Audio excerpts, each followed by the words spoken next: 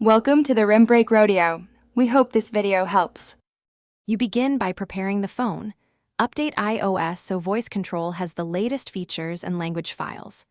Once done, open Settings, go to Accessibility, then Voice Control and tap Setup. Choose the language you speak so commands match your accent, download any offline resources, and flip voice control on.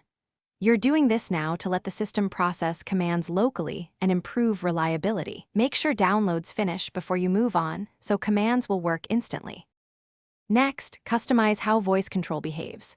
You'll open Customize commands to turn features on or off and create new phrases. For example, add a custom command that types an email subject or launches an app. Use show numbers to reveal on-screen targets and say the number to tap precisely, or say tap, swipe, and scroll commands to navigate lists.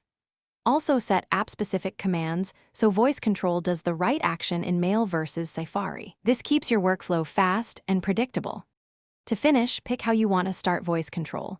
Enable hands-free or assign the side button to toggle it. Make sure lock screen access is set correctly if you need commands while locked. Then practice a few phrases.